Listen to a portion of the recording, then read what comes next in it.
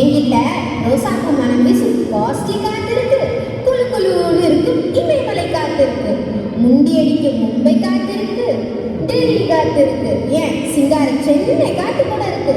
காத்து வாங்கலையோ காத்து, எம்மா காத்து வாங்கலையோ காத்து.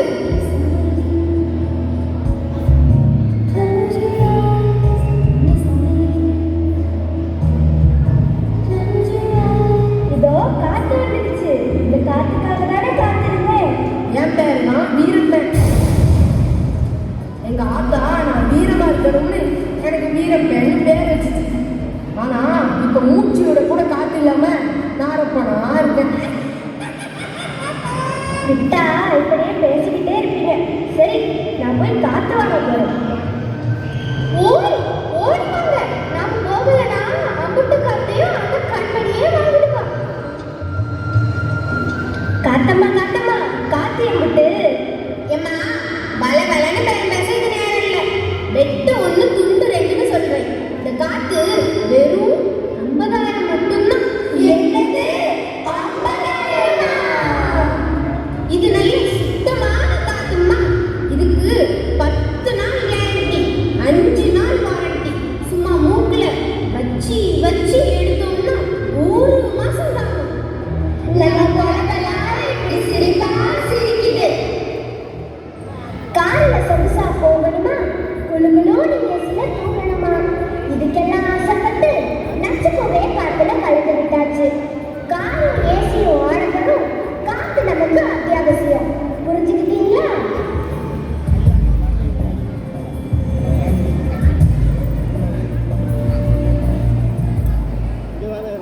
காட்சி 2. இடம் உணவகம்.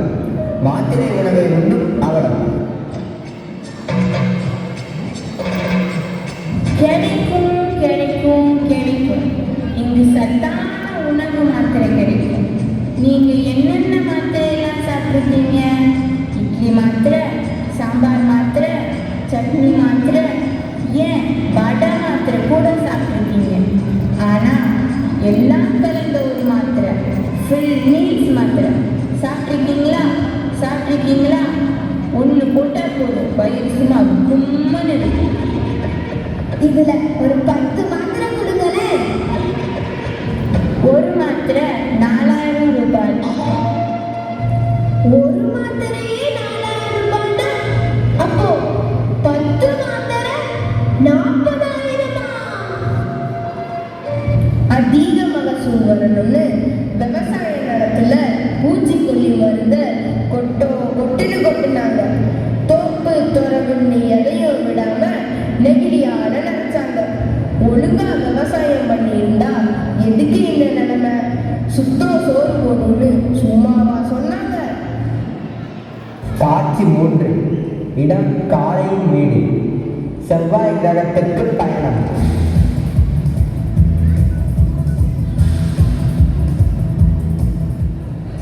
அப்பப்பா, என்ன வெயில் என்ன வெயில்.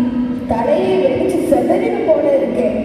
இதுல டாக்டர் வேற 3 சொட்டு தண்ணி குடிக்க சொல்லியிருக்காரு. எங்க பாட்டு சொல்லிக்கிட்டு இருக்கு, எங்க முன்னோரெல்லாம் நதியில நீந்துவாங்களாம், கிணத்துல குதிப்பாங்களாம், குட்டையில குளிப்பாங்களாம். ஏன் ஆடு மாடு கூட குளத்துல குடிக்குமா? ஆனா அதுல குப்பையை கொட்டி கொட்டி தண்ணி வராம பண்ணியாச்சு.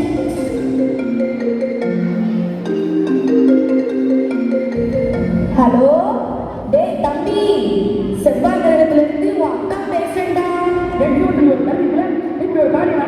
ஹலோ அக்கா, ஊர்ல எல்லாரும் நல்லா இருக்கீங்களா? எங்க அக்கா, ஒரே தண்ணி பஞ்சமா இருக்கு.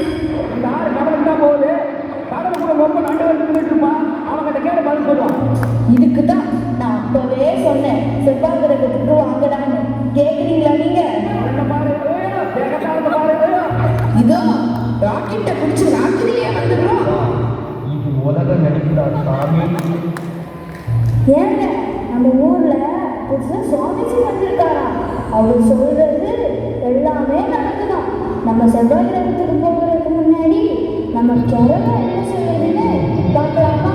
வாங்க போலாம்.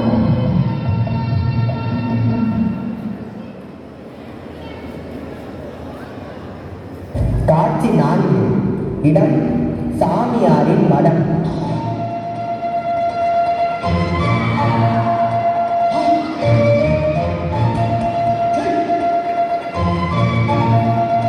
சுவாமி, நம்மிடம் நீர் இல்லை, மரம் இல்லை, பூ இல்லை, செடி இல்லை, கொடியும் இல்லை. ஆனால் உங்களுக்கு அபிஷேகம் பண்ணும் மனம் இருக்கிறது. அதனால் உங்களுக்கு வெறும் கையாலே அர்ச்சனை செய்கிறோம். ஆகட்டும் ஆகட்டும்.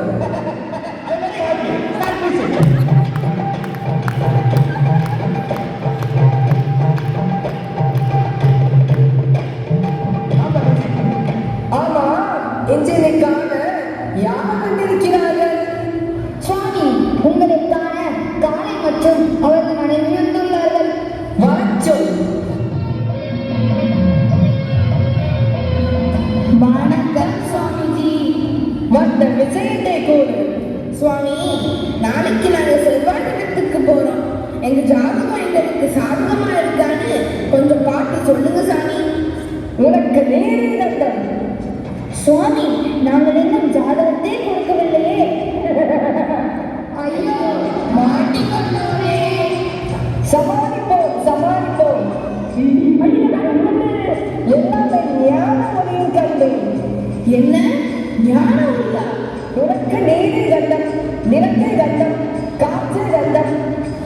அதற்கு நாங்கள் என்ன செய்ய வேண்டும் சுவாமிஜி? கண்டத்தை தீர்க்க வேண்டும் என்றால் நீங்கள் அண்டத்தை காக்க வேண்டும். அண்டமா? ஐயோ ஐயோ, நீங்க முதல்ல இந்த உலகத்திலேயே இருக்கக்கூடாது. சொல்லுங்கள் சுவாமி, சொல்லுங்கள். அண்டம் என்றால் என்னவென்று சொல்லுங்கள். கூறுங்கள் சுவாமி, கூறுங்கள். அண்டம் என்றால் என்னவென்று கூறுங்கள்.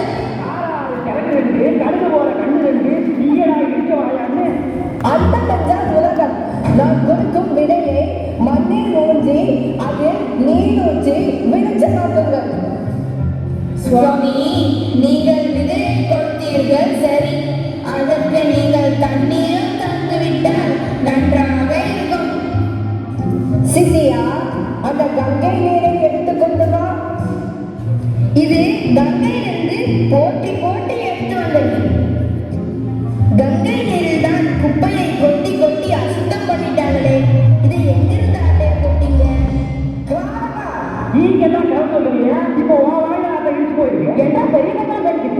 நன்றி சுவாமிஜி. உலகில் உள்ள நீர்நிலைகள், நிலம், காற்று இவற்றை எல்லாம் அசுத்தம் செய்யாமல் தூய்மையாக பாதுகாக்க வேண்டும். நம் முன்னோர்கள் செய்ய தவறியதை நாம் சரி செய்து நம் வருங்கால சந்ததியருக்கு தூய்மையான உலகத்தை விட்டுச் செல்வோமாக. நன்றி சுவாமிஜி.